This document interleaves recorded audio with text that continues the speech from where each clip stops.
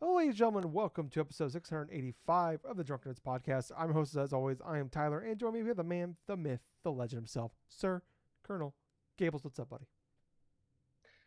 Oh boy. A lot of things this week, mostly because of how crazy and nonchalant the workplace has been. And of course, when you're in member management, it's always like multiplied by tenfold because it's Mm-hmm. like you're trying to solve problems and put out fires, and all of a sudden you have a couple embers just start right back up again. But other than that, though, I mean, there really hasn't been anything like too crazy this past week. What's funny is like, doing the whole fantasy football stuff, just keeping track of certain sport, like certain news, certain like statistics here and there.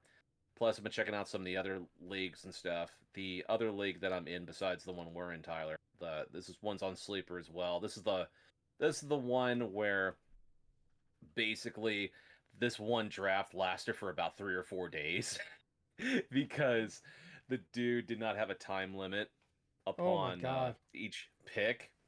And so he had to excel it like after the second day because it's like, oh, yeah, God, I don't care. I'm just gonna go ahead and just do 30 minute for picks and stuff right here. It's like you don't pick it, that's fine. If Yeah, you don't that's pick it, it's gonna insane. be picking it for you.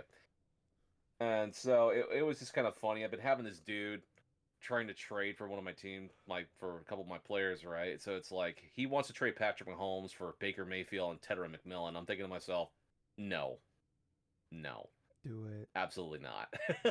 Do it. Was that? Do it. I'm not gonna do it. Do it. I understand McMillan is at his high peak and stuff, but at the same time, Baker's pretty decent, and the bell cow for Tet and for McMillan and stuff is he's the only logical guy that Bryce Young throws to. But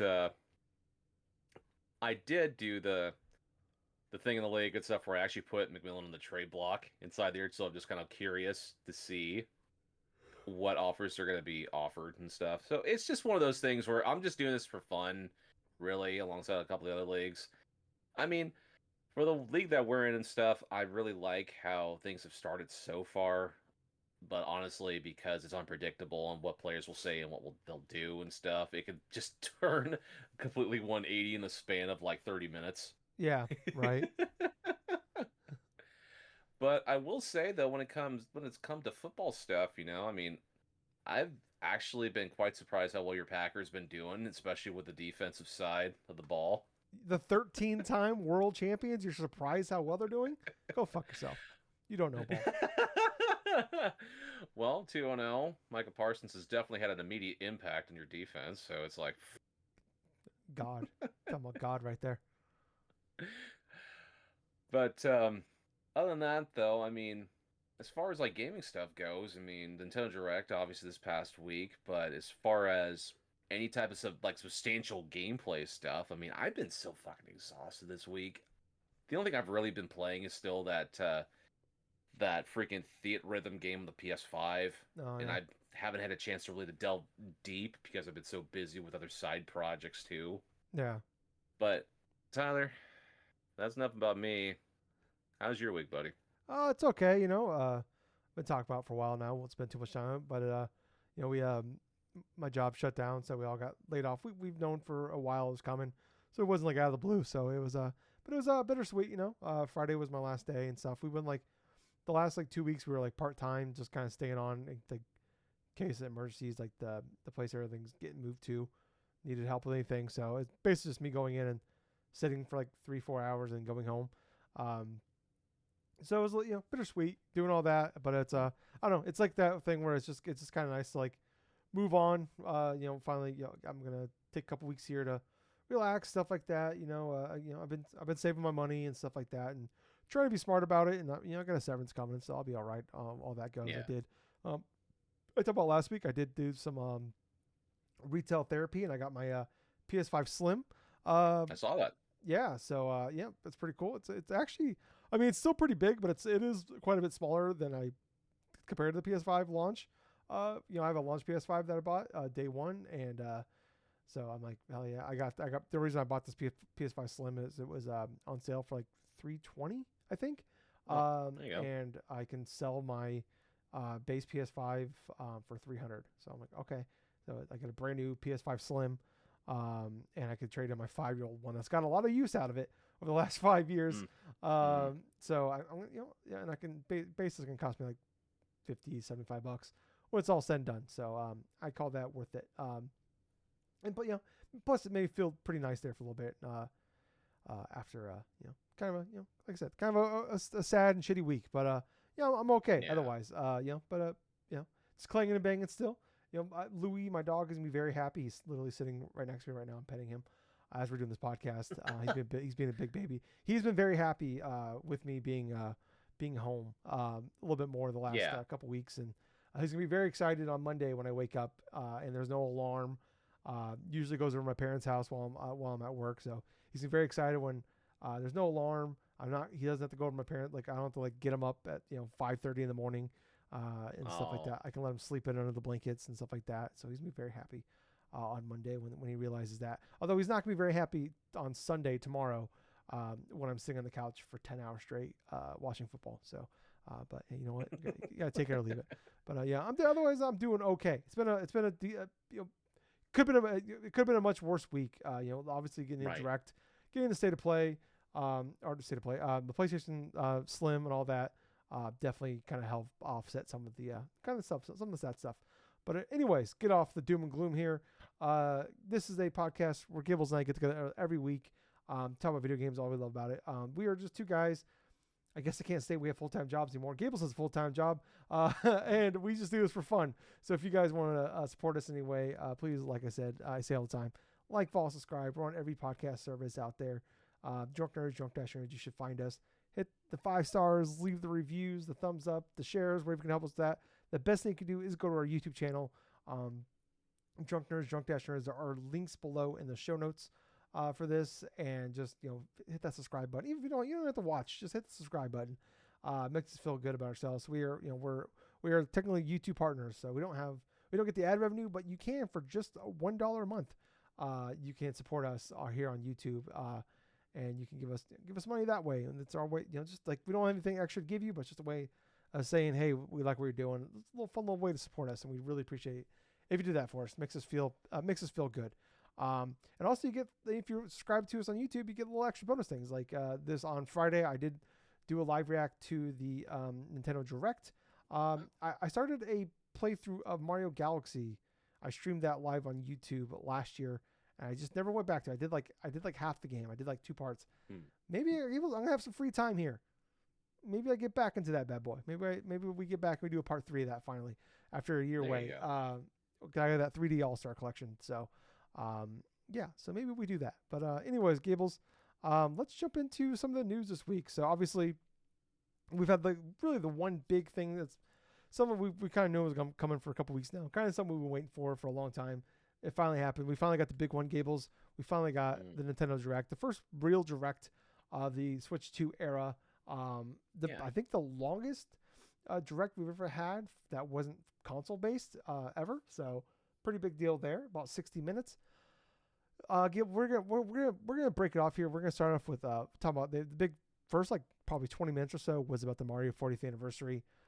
Just kind of run through some of the stuff here that overall that was announced. We got like Mario Galaxy. The new movie will be called Super Mario Galaxy. Mario Galaxy 1 and 2 are coming October 2nd. They will be $70 for the package or $40 a piece. Apparently there will be a Switch 2 update coming later. I don't know what that means though. There will be a Mario and Rosalina amiibo coming in April. Those are $40 a pop. Mario Tennis Fever is coming February 12th. That is $70. Mario Wonder with plus a meetup Bellaball Park that is coming in spring of next year. It'll include a new world and a bunch of multiplayer mini games, and then Yoshi and the Mysterious Book coming in 2026. And also on top of that, we were getting they showed off the little flower guy. They're going to do a little statue thing that he talks. But he's not interactable. But he talks, I guess. So Gables, just talk about the Mario 40th anniversary stuff. What was your kind of overall thoughts, and are you happy with what they're doing for the 40th anniversary of Mario? As far as the 40th anniversary goes, I mean, there's some things I really do like about what they've showcased. I mean, I'm excited to see this Mario movie themed after Mario Galaxy because there's a lot of there's a lot of creative things they could do with the potential, not just the potential plot or anything, but in terms of where they can go to, what type of subsidiary things that may just pop up. Because from playing the Galaxy games on the Wii, there are different types of sub galaxies that you can visit, and some of them can be really themed off of like retro Nintendo stuff. So this is definitely screaming a bunch of homages or something to past Nintendo franchises or whatever in terms of stuff. Because I did really like that. I also really like the Mario Galaxy 1 and 2 package. Obviously, that's probably my favorite thing of the entire 40th like anniversary of Nintendo like Mario stuff. Even though it's $70, yeah, I do want to play both Galaxy 1 and 2 and stuff. I'll get a physical form because those games are excellent. Yeah, I think But those are coming later, isn't the physical editions? And Gables, they are limited apparently, the physical editions. So you might want to of jump course on they it. are. If you see a pre-order Yeah. up, you might want to pre-order it because it probably will probably be sold out before it gets to store shelves. Yep. So much like Super Mario 3D All Stars, it's gonna be just like that.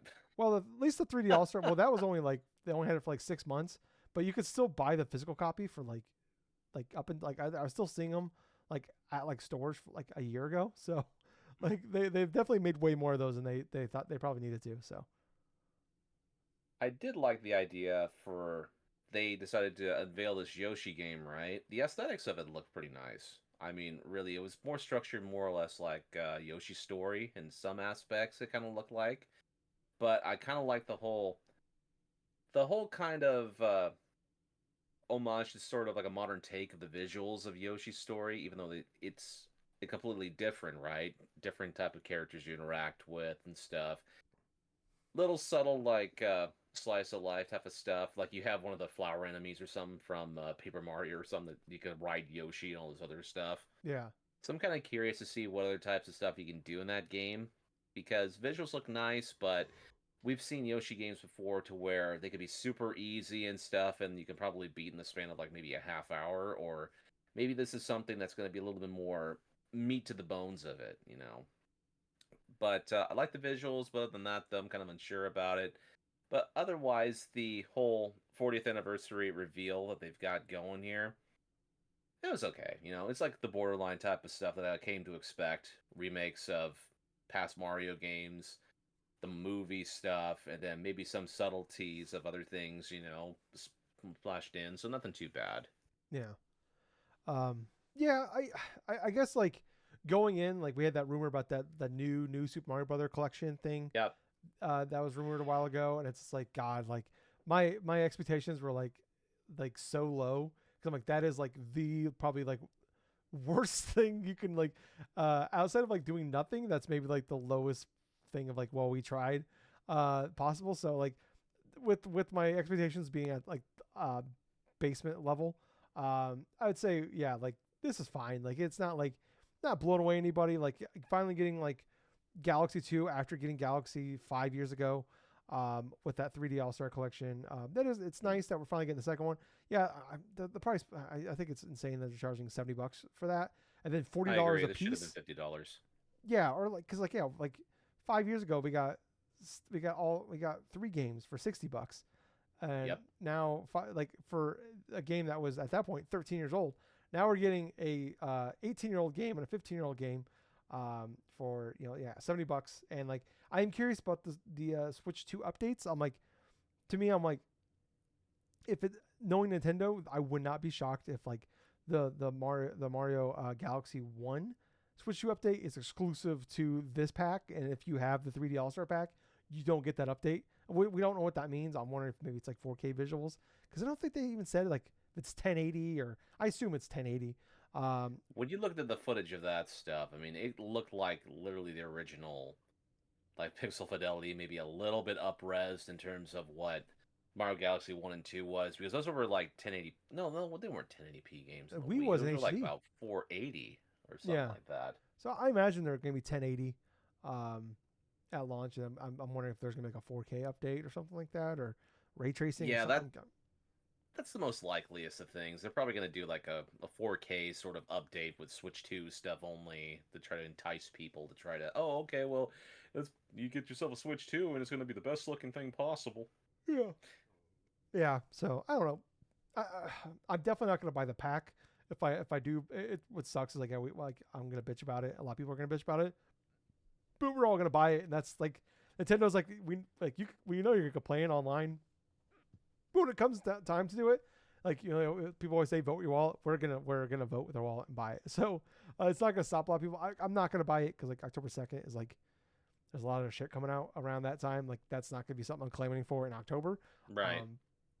But I don't know when there's a lull, maybe after I beat Galaxy 1 first, I'll buy it because like Galaxy 2 I played a good chunk of Galaxy 1 way back on the Wii. I played a bunch of 2 with my best friend Justin, but I played it as like the second player a lot to like help him get like I played a lot of like the last like the secret world after the post game world to help him get all the stars. Like so like I played like 90% of like Galaxy 2 I played is like that section. So I don't know.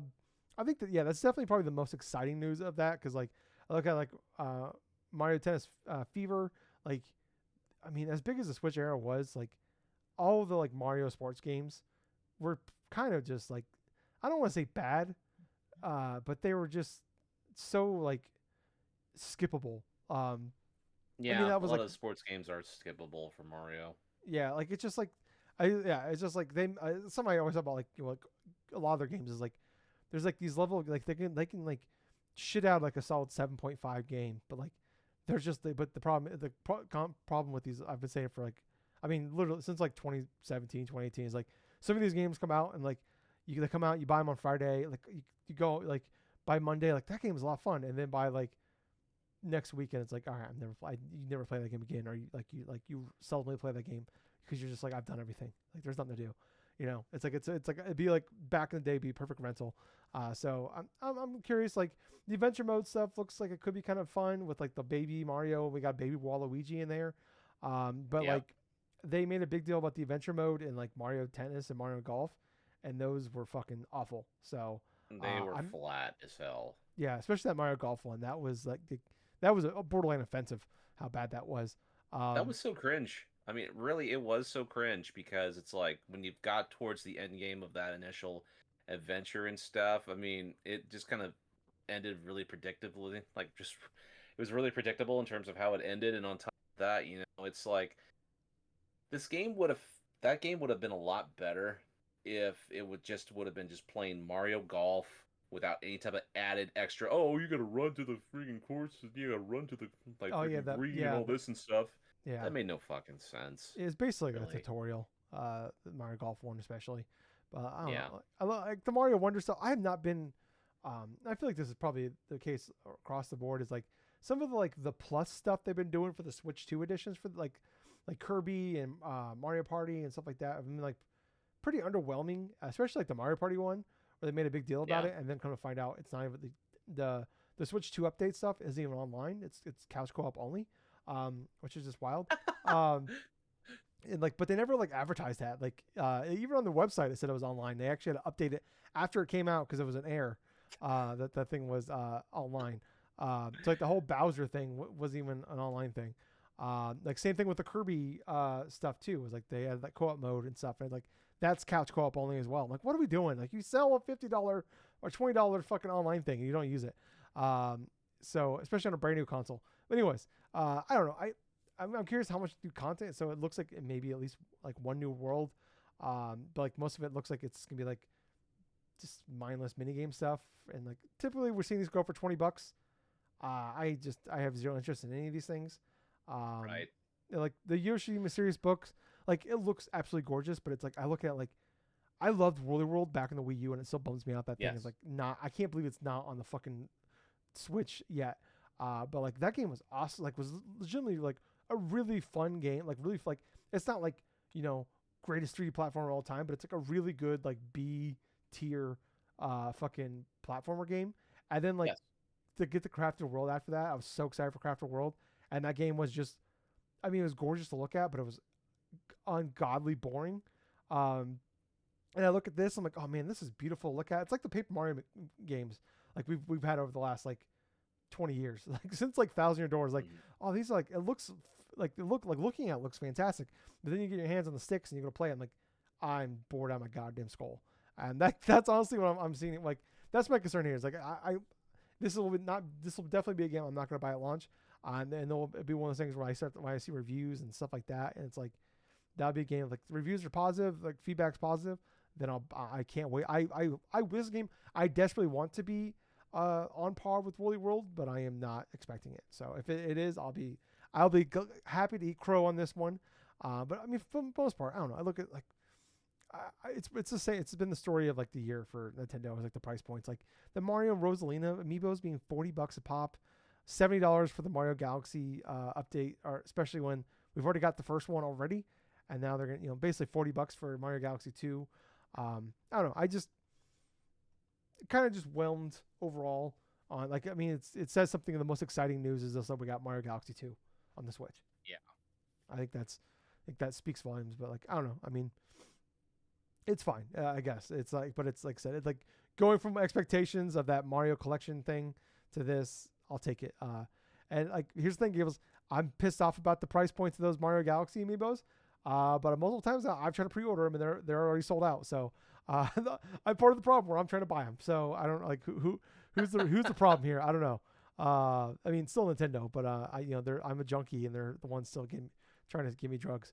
So, but anyways, Gables, let's move on to the actual Nintendo Direct. So I mean, Gables, overall, I mean, overall thoughts on the Direct as a whole. How'd you feel about it? You know what? The Direct as a whole, I thought was like say good, but at the same time, there was some tidbits of it that just were drug on quite a bit. I mean, the stuff that kind of drug on a bit was definitely the Metopia stuff. I mean, granted, that's the type of game you want to show maybe a small amount as possible because you want to have people kind of go through and try to organically want to get into it if they are into that side of the thing. But yet seeing it at another Direct and stuff and seeing more of the cringe type of humor and stuff, it's more or less reinforces to me that this is not for me. And quite honestly, this was just kind of boring in terms of watching that initial thing go on. But there was definitely some good high points and some like surprises as well. Like for example, is like a remake of Dragon Quest 7 Yep. reimagined. I mean, I wasn't expecting that. I mean, we saw the remastered stuff advertised for Dragon Quest 1 and 2, but I kind of felt that the thing for 7 was rather interesting because the 3DS, like a number of years ago, had that sort of reworked Dragon Quest 7 that released on that platform and stuff. And I played a little bit of it, and it definitely was fun. I'm just kind of curious, like, what initial thing that Square Enix is going to do to try to make it, like, more... like, even try to make it more, like, accessible in terms of, like, some of the gameplay stuff and this and that. Because this is, like, a straight hardcore JRPG, pretty much, I mean, Yeah. You grind, you get a whole bunch of different types of like armors to different towns you visit. It's a classic RPG series, and it's pretty much one of those classic kind of hardcore JRPGs. So it's kind of interesting to see what they could possibly do to make this game feel even better from that aspect. And of course, I did like the stuff that I did see for Metroid Prime 4. I mean, Samus on a motorcycle was kind of interesting because it kind of gave me sort of a vibe of Akira, just looking at forefront, like the movie Akira and stuff, because the whole motorcycle aspect of it. But it was kind of confusing at first because, like, what the hell is this, And I saw, like, the space thing and stuff, and all of a sudden I see Samus's armor and stuff, just, like, her arms going to the thing. Oh, yeah, this is Metroid. And then you see an open world mechanic stuff like that. I'm like, what the hell? And it felt weird because it's like you're so used to seeing like the Metroid series being condensed inside of like in a linear sort of set, like a linear type of setting to where you're exploring different aspects of an overall big it's just one big location. Curated. What's that? It's just one big location. It's just one big location, yeah. But in terms of the things that we did have a chance to see, it gives the impression of, oh, hey, there's like vibes of like an open world. Yeah. It's like you can travel from like one place to another in terms of some other stuff. And there were some combat aspects that really reminded me of Star Fox. It was Yeah. weird Yeah. because it's like you're seeing Samus target things on the top, and it looks like you're driving the fucking Landmaster, with a damn bike in order to try to shoot down enemy I thought it was a like different Metroid aliens and game at stuff. first. I was like, did they make a Star Fox Metroid? Because I was kind of in on that part. I was like, oh hell yeah, I might play this. Oh, I know. I mean that was definitely a weird kind of reveal for that trailer, but at the same point, it's something vastly kind of different than we're accustomed to seeing for the Metroid series. But I do like that it's still releasing this year. It's going to be the first week of December, which, quite honestly, that's getting close to where the cutoff stuff for a lot of the people's like Game of the Year stuff is going to be going on anyway. But even if it does like miss Game Awards stuff, for the year, it still is going to be one of those type of games where I do want to play it during the first week that it's released. Yeah. It's like one of like a very few amount of games that I really want to play like day one. But the reveal for Fire Emblem at the end of it, that one, I was not surprised to see them announce Fire Emblem. The way it looks is fairly decent looking. Obviously, there's just first introduction of characters, different types of like just more Fire Emblem, right? More grid-based action, different characters, different set pieces. It looks like sort of like a big old gauntlet sort of feel to it because it was more or less kind of like a gladiator type of set.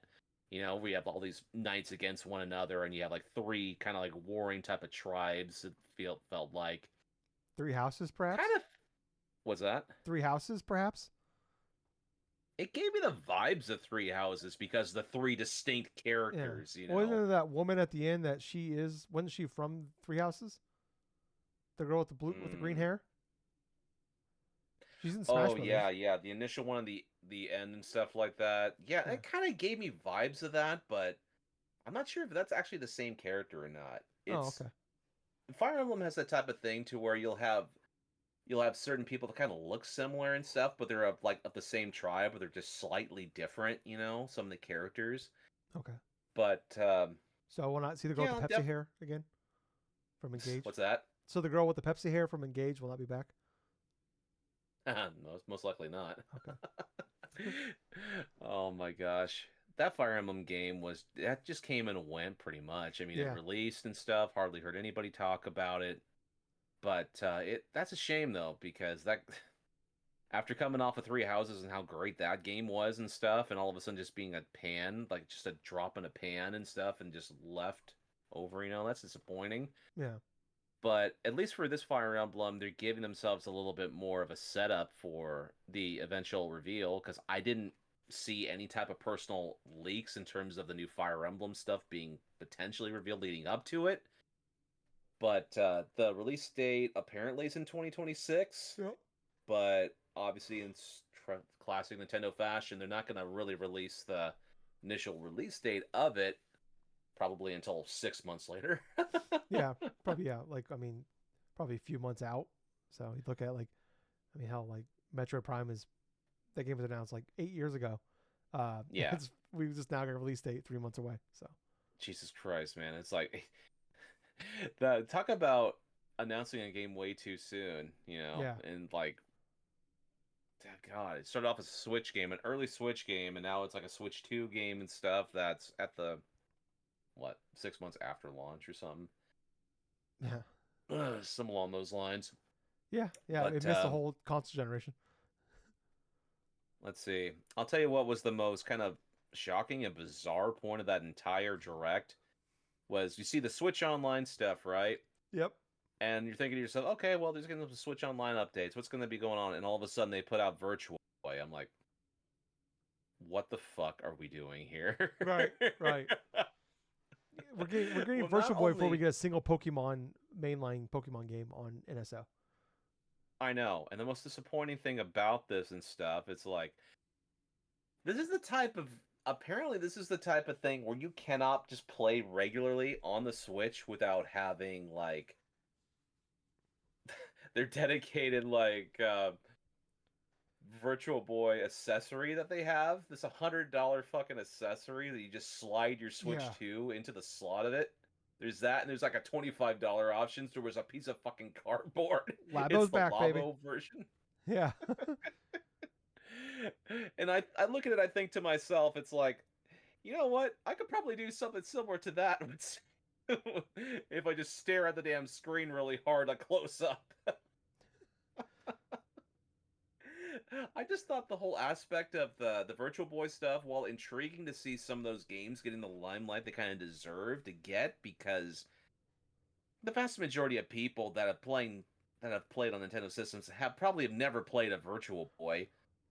I probably am probably one of the lucky handful of this entire state that I'm in to where I've actually played maybe a little bit of Virtual Boy, Yeah. but the whole story behind that is it got donated to my old workplace a long time ago, and there was one game with it, and so I had a chance to play like about 10, like 5 or 10 minutes of a fucking Virtual Boy thing to where it looked like I was playing a version of Star Fox with a damn dog, like crazy ass controller that it had Yeah. before it started going online. So stupid. Yeah, but they did confirm 14 games for it, which pretty much sounds like most of the launch lineup for the United States. All but 8 games are coming in. Those 8 are like licensed games. Yeah, so like Nestor's Bowling and stuff like that, that was loosely tied to Nintendo Power of the time, plus like some other ones, but you see Snow Bro, I think it's like Snow Bros or something like that. There's a Tetris game, there's Mario Clash, there's Wario Land, and like there's other types of like Teleboxer. I Yeah. think that was one of the other ones too. Yep. So there's definitely games that people will want to play, but there's a reasoning why that console didn't even last a year. Yeah, it was Matt Piscatella was talking about who does like the Circana every month for the United States. He said that from the stats they have, about 496,000 Virtual Boys were sold in the United States. So that's it.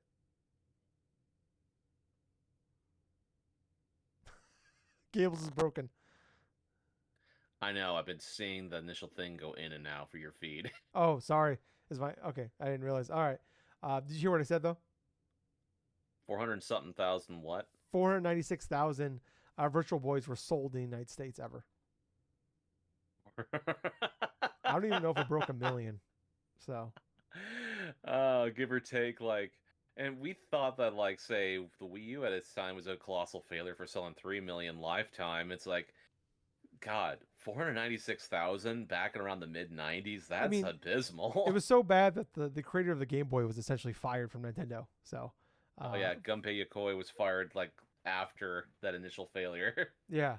So, yeah, fucking insane. Gables, they're gonna somehow turn a profit on the Virtual Boy. Which is insane to think about, that all these years later they're finally going to gain a profit, and that's pretty much for it being a shell for your Switch too. Yeah. What's crazy, Gables, it is required. I could not believe that. I am required to pay $50 a year for this thing to have the opportunity to then buy this $100 add-on that they're going to make like 15 of. Or I could pay $25 for cardboard. That's just classic arrogant Nintendo. I like, why? And you need it. I'm like, how? I want to know how they're going to enforce this. Because like, yeah, how exactly are they going to enforce this? Like, there's no reason I need to like. And first off, like, people got sick from this thing. It was so poorly made. I'm like, why would people want to buy? I'm baffled by you like you said, Gibbs. This is arrogant Nintendo at its finest. That they think that we're going to spend $100 on their most embarrassing item they ever made. Yeah, I know what you mean. But no, Gables, we're gonna do it. That the Virtual Boy thing is gonna sell the fuck out, and we're all gonna be pissed off because people can't buy one. Yeah, pretty much. I mean, I know my little brother's gonna want one because he's been hounding me for years for a fucking Virtual Boy of all things. I'm so sorry. So, Gables, I will not buy 3 and then sell you one. I'm gonna tell you that right. You're on your own, buddy. You are on your own. I don't expect you, dude. I just want to. I'm just gonna close that door now. I just come on next week. All of a sudden, you just have a complete shelf of these Virtual Boys.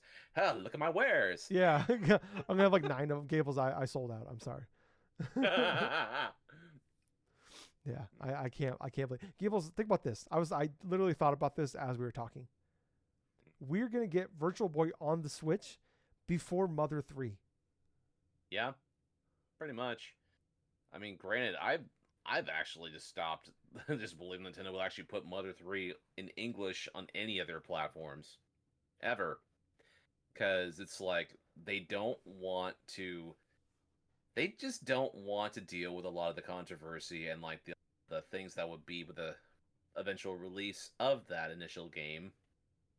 I mean, they're not even doing anything in terms of people using ROMs or like fan translations or anything of that sort. I mean, Yeah. but it's crazy. Virtual Boy before releasing release without even like releasing any major like substantial games for their GameCube stuff, mind you, besides like maybe what one other game or something besides the initial launch 3 or something. We got Forsaken 64. We got Forsaken 64. We've That's gotten correct. 5 GameCube games, and we're already on like Virtual Boy. It's like this is like should be like we're like I feel like Virtual Boy should be like the last lever we pull, like things to do for the Switch Online. So I don't know. I don't. It's baffling. I never thought that they would release a subset of games on their Switch Online stuff that's required for you to pay at minimum $25 in order to experience these classic games of $50 on top of paying for the expansion pack. So that's like $50. Gables, and what's even crazier that's just insane. They were releasing these games over time. Exactly. You're not even getting the full thing. We're gonna get like 3 games at launch, and you might get one. Like you might get one a month, maybe. It's gonna take like 3 years to get all these games. There's only 14 of them. Yeah, Nintendo's just edging a whole bunch of these damn games in front of people. Yeah. Does that count as edging? It's like a paper cut to the dick. Jesus, man. Nintendo fans are sickos. So what was your thoughts though about this direct, Tyler?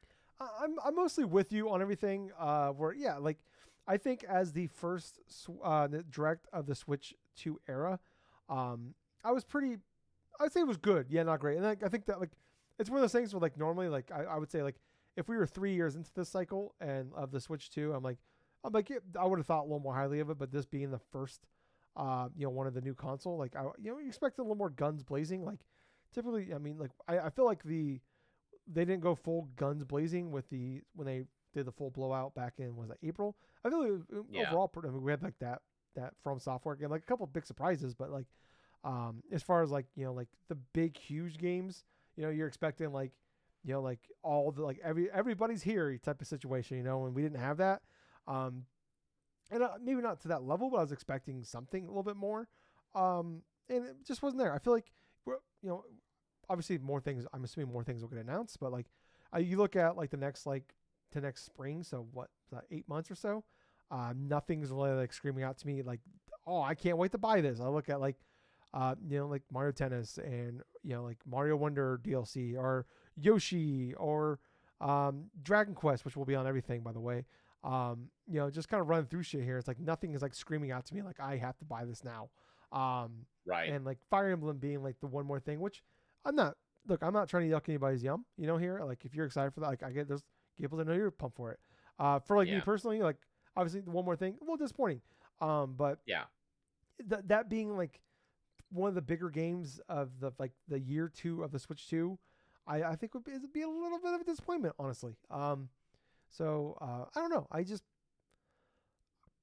I said, I thought it was pretty good here, but I'm looking at like, I mean, like we're a couple months into this console being out, 3 months in, and I'm like, I feel like this launch, this like first winter is pretty good. Like it's packed, but it's not like I don't feel like anything is like over the top, like, oh my God, generational game here. Like Metroid Prime, I think 4 could be that, but it's like, it's not going to be like on the level of like, like anything. Like it's not, Metroid is very popular with a hardcore audience. It is not, it's not the 3D Mario or the big Zelda game or anything like that. So like I'm excited for Pokemon, honestly, but like in like Hyrule Warriors, I'm gonna hate play through that entire game and I'm gonna bitch about it the entire time, but I'm gonna do it.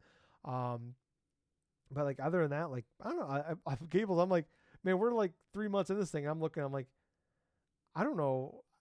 Like for the next year of this console, there's only 2 games I'm gonna be buying day one that are first party, and they're coming out in like a couple months, like the next like 6 weeks. Like You that's know, kind of that's a disappointing to me. that's a good that's a good statement though, because I kind of find myself in the kind of the same thing as well. You know, early console, there's like maybe a couple games that I truly want to play on the Switch too, but because of the fact that we have other platforms, including PC as well, it really doesn't put in limelight to me play the Switch 2 a lot besides like a few dedicated games obviously. I mean, I think the entirety, it's like I basically have a bunch of just the retro Switch Online service stuff that I can play, in which I can play through the Switch 1 or 2 at my leisure.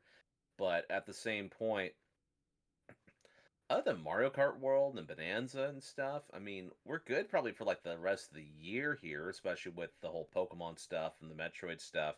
Got Kirby. But yeah, I'm looking realistically like about 2 games more like really to focus on and stuff because I have no interest in the Mario Tennis one. I'm sorry, it just didn't seem like the type of game. I got a bad taste in my mouth from the Mario Golf game Yeah, that I played on Switch a couple summers ago.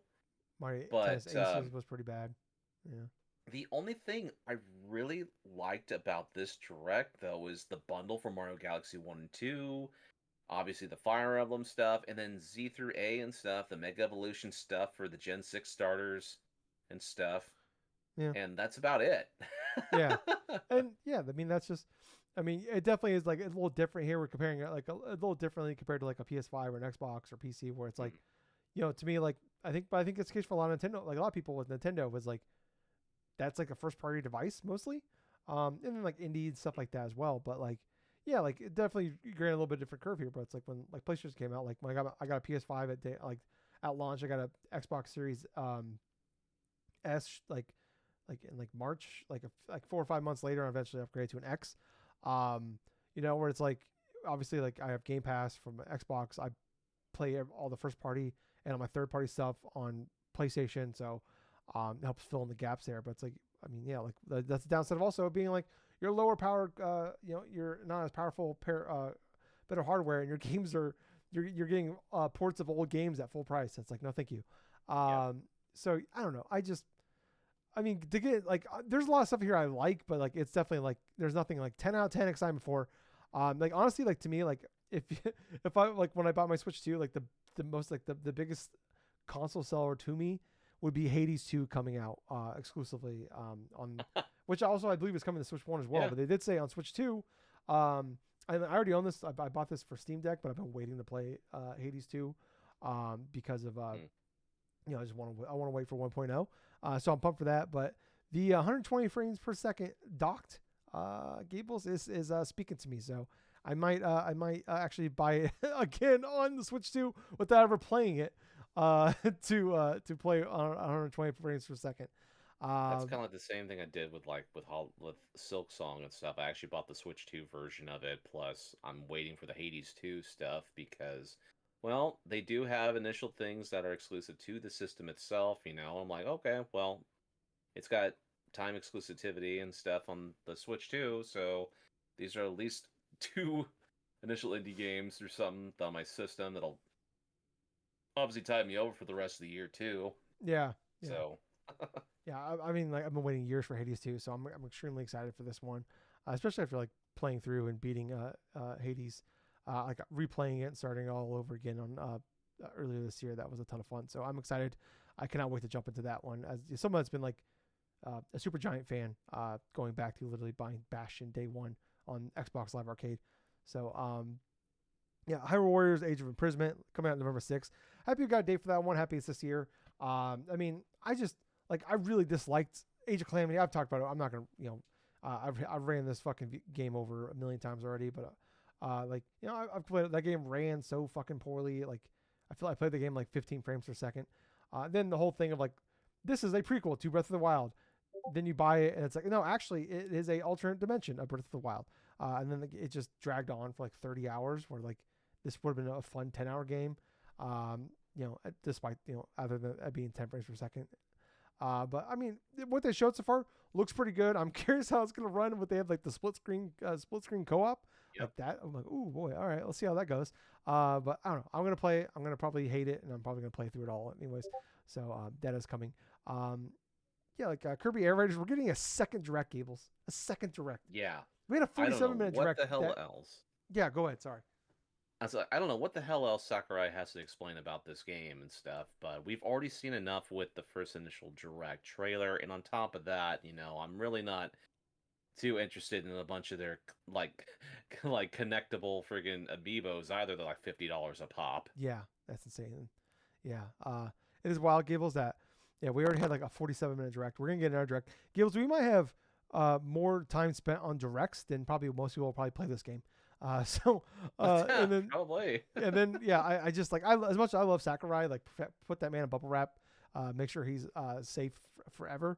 Like yeah. Then on top, yeah, just the price point of these amiibos is just insane. Like I like where like amiibo aren't like we're not getting flooded like we used to, and like I like that they feel a little more special nowadays. I'm fine paying a little bit more for these like better, these better, more special amiibos and stuff like that. Like those Galaxy ones and stuff like that look awesome. But man, my God, $50 because they come off because they're on a little sled thing. Okay, go fuck yourself. Much as I love Sakurai, I don't care. Yeah, like we talked about the Virtual Boy stuff is insane. Metroid Prime 4 getting release date December 4th. I was actually a little disappointed because like I'm not a Metroid guy, but I was honestly kind of getting excited for the.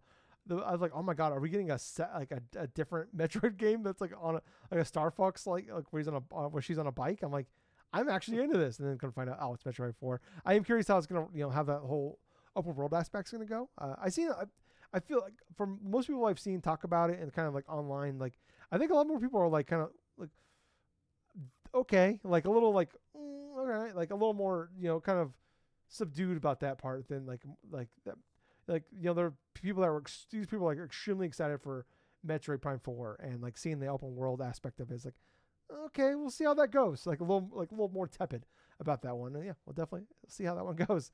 Donkey Kong Bonanza getting paid DLC like 2 months after the fact, and I don't know. It's like it's an island. You get decal, which is kind of cool, but like $20 for roguelike mode. I don't know about that. Like I said, like it just kind of feels like some of that Switch 2 edition we've got of like Switch 1 games where it's just like, all right, this could have just been like a free add-on maybe kind of type of thing, especially for like this is like. I get like okay, like some of these games are like years old and you're like paying for like more stuff, whatever. But like the game has been out 2 months and you're charging me $20 for an update for a 2-month-old game. I don't know. It should have been a free update. Yeah, or I don't know, maybe like $5 for. It's just like it's a roguelike mode. I don't know how much that's gonna add. Yeah, well, I'm shocked you didn't talk about this stuff here. A couple Pokemon things. Pokemon Pokepia. Gables, they made a Minecraft / Power World game. It's coming in 2026. It was so weird, dude. That whole reveal of that trailer. You just basically have a Ditto just shapeshift into a girl, and then all of a sudden just started using all these Pokemon abilities and stuff for like building little bits of lands here and there. But honestly, I honestly thought it was kind of funny because it's like with the whole aspects of Nintendo with their lawsuit stuff with Pal World, and also in terms of like trying to patent like summoning mechanics and stuff like that. And not trying, they got them. I know. It's wild. I know. But with all of that, it's like they're putting out their own versions of these more successful games, like say with Minecraft and for whichever type of shit that they're trying to do. It's just really weird seeing it now because it just feels like to me that for this game in general, it's more or less structured for just one subset of person. This game kind of really feels like a knockoff version of Minecraft in some aspects. It's that alongside Miitomo, like Miitopia, not Miitomo, but like Miitopia. Those two games in and of themselves, I know, right? God. Just those two games to me just feel like subsidiaries of a build-up to the eventual Animal Crossing game that's going to be releasing on Switch 2. I mean, I look at them as kind of inferior to an actual Animal Crossing because if I'm going to do all that shit, I'm going to be at least doing it while just creating a town of my own and stuff like that, and with all these damn villagers and stuff. I mean, quite honestly, I kind of want like another Animal Crossing with you, Yeah. Even if it's not like say New Leaf or like New Horizons or whatever the hell, it's something. It's like a slice of life thing that kind of like need at this moment here, where it's like, okay, well, I'm not going to be doing anything stressful, so I'm just going to play this and stuff and build a little house or like collect a little bit of like collectible Nintendo stuff inside here and decorate my house and stuff, and then create random like Zelda memes or something like that of like Kuko saying you wouldn't like me when I'm angry and all this stuff. And I did that too with New Horizons. Nice. But yet, yeah, that's kind of like what I felt about that whole Pokemon sort of like Minecraft-esque type of game. It just didn't really hit with me, and on top of that, it just feels like it's just the cheap copy of an imitation of games we already got that do it better. Yeah. Yeah, I think this is the Dragon Quest builder people as well. So I won't be shocked this game is Yeah. fine. I feel like this game is gonna like I almost like I look at it like this. I mean, I guess this could be the next Minecraft, or honestly, it could just be like Mario Maker 2, where it's just like it just kind of people like it seems like it's be a much bigger deal than it ends up being like a game that kind of comes and goes shockingly. So, and I hope Power World sues them because that'd be really funny. Minecraft and Power World team up together and sue Pokemon and for patent infringement. That'd be funny. But yeah, like and also Gables, we got a little teaser here for Pokemon ZA is getting a paid DLC called Mega Dimensions. We got two different Mega Raichu evolutions. No idea about dates for this one. It's story content that that's saying there's gonna be like you get some gear if you pre-order it on like that on that day, but like on launch day. But it is $30. It's up for pre-order now on Switch 2. I did look it up just out of curiosity. I don't know. What's your? I mean, Gables, you're obviously the bigger Pokemon fan than me, and you've actually went through and played through the DLCs of the Pokemon games. Uh, Yeah. that actually do anything for you? I was very surprised they wanted to announce the DLC before the game even released. That's never generally a good sign. That just tells me that they cut out some bit of content before and just decided, oh, hey, this is going to be DLC stuff about it. But it's kind of interesting where you have two separate versions of Raichu, an X version and a Y version. But as far as excitement goes, not too much. Without seeing the actual gameplay in and of itself, I don't care. Yeah, yeah. I mean, it's like one thing to like. I'm fine with like. I always think it's kind of weird to have like those like additions where it's like, hey, $100 you get everything. It's like, I mean, for certain games, like especially like a Call of Duty, I get it. But it's like some of these games I see, it's like $100 for this edition. It's like, No. no, it's okay. Yeah, so I'm definitely it's gonna be a wait and see approach to that one. Like, if it's good, like, hey, I'd love to go play DLC, but like so far, like, like the DLC, I feel like I haven't played any of it, but like from what I see about some of the DLC from some of these Pokemon games in the past, it kind of seems underwhelming overall. So, or like they'll like it's like there'll be two parts of it, and the first one's nothing, and the second one's like the thing you buy it for. So, yeah, I thought overall it was fine. It's like, like I said, like if this was in 2028, we had this direct, I would have been much higher on it. But this being the first one of the new era, a little underwhelmed, I'd say overall. But I think you're about the same boat as me, Gables, right? Yeah, pretty much. Yeah, I mean, like 7.5, 8 out of 10 is, I mean, which it's weird to say it's a little disappointing, but you're expecting something close to a 9 at this point. But Gables, let's jump into what we've been playing. Buddy, you want to go first? Or you want me to go first? I'll go first because Okay. it's kind of brief. I mean, really, the only type of gameplay stuff I end up doing was a little bit more of that Theat Rhythms type of game for PS5, and it's just the type of game that I play little bits here and there if I want to spend a little bit of time playing some before going to bed, and it's relaxing and stuff.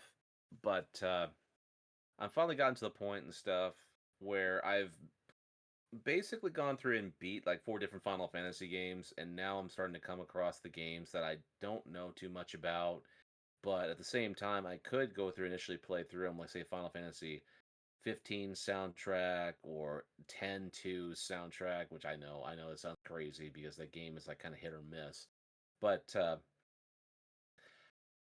I have been trying to replay different tracks on the normal difficulties here because I went through and played them on the easy stuff, so that way I try to get a custom of like certain aspects of the rhythm, the pacing, and that type of stuff.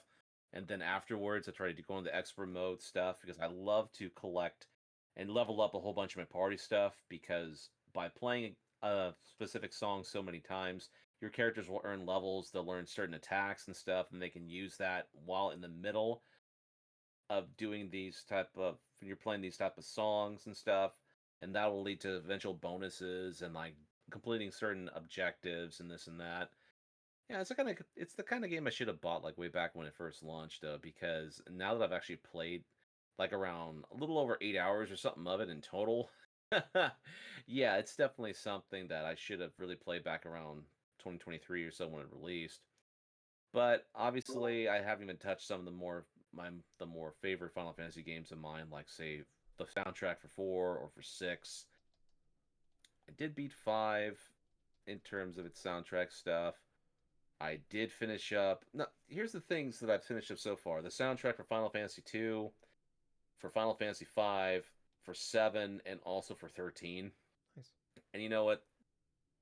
I mean, granted, 13 was pretty much like a disappointing Final Fantasy in general when it first came out. I do like some bits of the soundtrack stuff to it, though. I mean, there's some orchestral stuff that is kind of nice to listen to. The final boss music stuff's also pretty cool, too. But at the same time, yeah, I can understand some of the music kind of being sort of generic. But, yeah, other than that, though, I mean, I've finally crossed that threshold where it's over the 8 hour mark. I've played, I've collected so much now to where I've gotten like a couple of different party member of characters completely maxed. But yeah, that's pretty much it for what I've been playing, Tyler.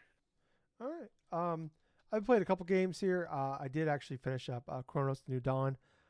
This is Hmm. that survival horror game from Bloober Team. It's kind of like the Dead Space like. I talked about last week. A lot of my friends. I was like 4 or 5 hours in. And I was very frustrated with like the biggest frustration was the checkpointing in this game, where it was like awful, like legitimately just like 15, 20 minutes of gameplay lost on checkpoints, just because there's no checkpoints. Um, and so I eventually got to to the point for like like this game is probably you could probably beat it in like 11ish hours. Like at my normal pace, it probably would have taken me 12 hours or so, because I play like, especially these survival horror type games, I play them a lot slower because I double check everything. I'll do a little bit of backtracking and stuff like that, because I want to find like all the side stuff. Like I found the majority of the side stuff. I found like 80 something 90% of the side stuff in the game. Like I'm someone that like accidentally platinum Callisto Protocol like years ago, playing Accidentally through it. platinumed it. Yeah, just because I found everything going, because I went through it so like just trying to find every little tiny like nook and cranny, little secrets, stuff like that. So yeah, like but I got to the point though, because like I said, like the checkpointing was so bad that it has the save rooms like like a Dead Space or Resident Evil and stuff like that. And so I was going and actually like um because I was so frustrated with like how much time I was losing on checkpointing, that I was like constantly, like every time like I felt like I accomplished something, or like got like a decent, like I took out like a wave of enemies or something like that, or I completed a task. Because like what's crazy that I talk about, like you go through like multiple waves of enemies, or you actually like a 3-part task of like something you got to do. And like normally like, hey, like you got to like pull 3 levers, like, or turn on these generators. There's 3 of them, and like you would think, oh, I did one, and I die between 1 and 2, or I do 2 of the 3. Naturally, there'd be a checkpoint after each one of these. No, nay, there's not a checkpoint. So I got to the point where I was like constantly running back. Like luckily there was always like a save point fairly close, especially after you've already beat all the enemies in an area, or you've like done all the things where you understand where you're going. Like it was pretty easy to like get back to the location. It just like sucked that my character runs at the speed of fart. And like just constantly backtracking, and like just to like do a manual save, because you're going to save at the save rooms. That I was just like, yeah, that. So I ended up taking like 15 hours, and I bet a solid 3 of those hours was just me running back and forth to save rooms to save. Because like, yeah, like I said, even after that, like there was several like spots where I died. I'm like, are you fucking shitting me? Like anger, like I had like one point, like one time I was like trying, I'm like, I'm just gonna power through and beat the game. This is last night. And I'm like, I'm just gonna power through and beat the game. And like, I died and I lost like 20 something minutes of like actual gameplay. And I'm like, wow. Are you? And I like I said, I completed multiple tasks. I cleared out this whole section of enemies, like a good chunk, and then plus like spending all that time like finding all the like secrets, stuff like that. So it helps like I knew where everything was at that point, but I still had to like go through these fights again. And this game isn't like overly hard, but I would say it's harder than like the normal like survival horror style game. And plus there's no like difficulty levels on this one. There's no easy or normal or hard or anything like that. So it's like on top of that, we're like, I'm fine with like, it wasn't like, this isn't like, I'm not saying this is Elden Ring or like a from soft game, but like it's a little more difficult. And like, I feel like I'm definitely feeling the squeeze of like, I have to like be good. And like if you miss 3 shots, you're like, God fucking damn. Like, you know, it's like, I like almost want to like reload a save cause I missed 3 shots, you know? But like, obviously I can't cause I'll lose 6 fucking hours of gameplay.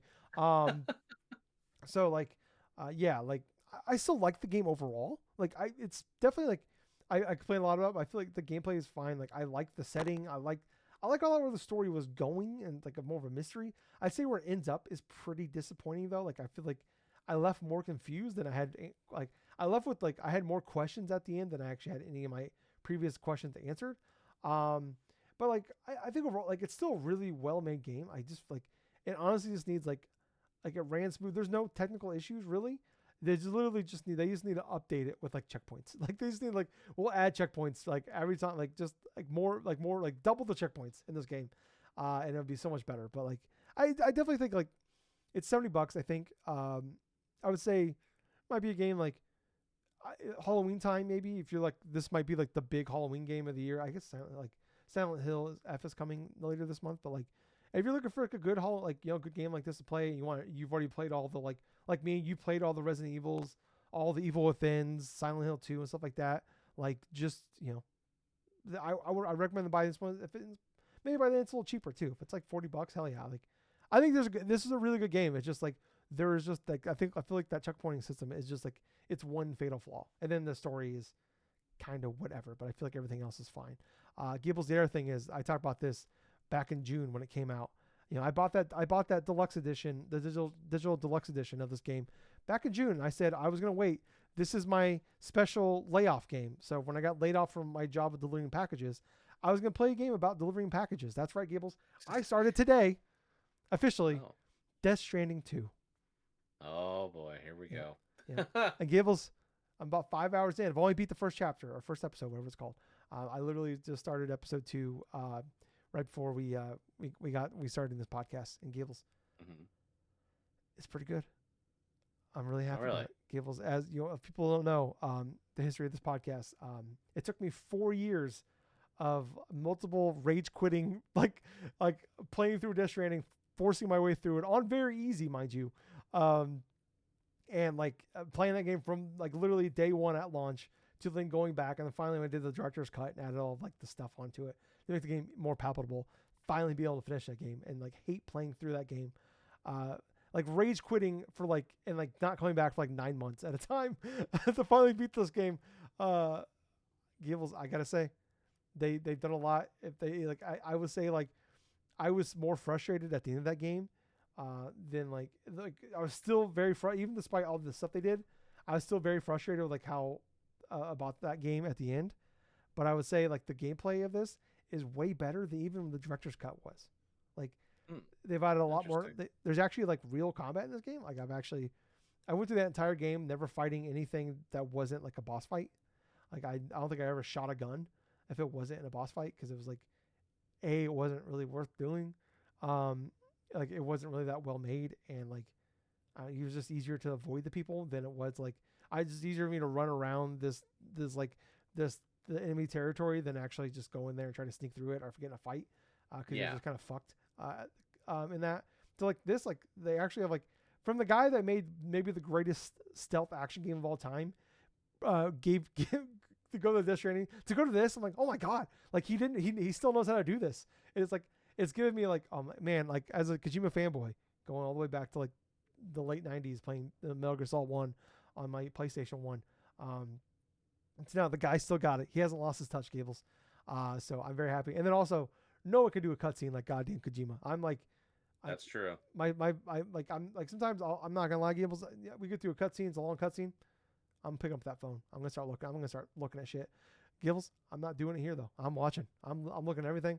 Just like even though it's down to the way he like the camera cuts, the way he does everything. I'm like, man, goddamn it, he's the best. We need him and Sakurai. We need to put them in bubble wrap and protect them forever. We need these guys to live. And then if they die, we need to like put things in their brains to like keep their games going forever. Like we need like these people like whatever knowledge they have, we need to put the like Futurama, put their head in a jar and keep these guys going for eternity. Because oh man, obviously who knows? We can get to chapter 3 and I gotta climb a mountain, and I'm knee deep in snow again. And I'm about to fucking break everything I own. And we might get there. I don't know. But so far, I mean, luckily, I don't think Mexico has snow in this game so far. Looks like it takes place in Mexico. So I think I might dodge a bullet there. But yeah, man, this game is gorgeous. Yeah, oh man, I'm like, my God, I'm playing through this. I'm like, oh fuck yeah, oh yeah. But then I'm also playing this. I'm like, Hades 2 is 2 weeks away. I'm like, I gotta. I'm like, God damn it. So that's where I'm with this game. But sorry, yeah. But so that's all. I've only played, like I said, the first literally the first episode, 5 hours into it. I'm gonna play a ton this week because I have a lot of free time now. So that'll be my thing this week. Besides watching football and wrestling, AEW, not WWE. But I think that might do it for this week, Gables. Unless you got something you want to say before we get out of here. Nah, I'm good. All right. Well, guys, thank you guys so much for checking this out. If you guys like what we're doing, please like, follow, subscribe. Check us out. We're in every podcast service. Go to our YouTube channel. There's links down below. Hit that like button. Hit the subscribe button. Just hit the subscribe button, and just that'd be great too. We want to get to that 1,000 subscribers so Gables and I can get a little bit of ad revenue off this thing. Maybe we can make a few pennies from ads. And then like I said, we're just two guys. We just do this for fun. Gables has a full-time job. I'm a unemployed bum. So, but anyways, I was your host. I was Tyler. And I've been Colonel Gables. Until next time, everyone, thank you for listening to another fun-filled episode of the Drunk-Nerds podcast. And Gables? Yeah. Too sweet? Too sweet, man. Bye, guys. See ya.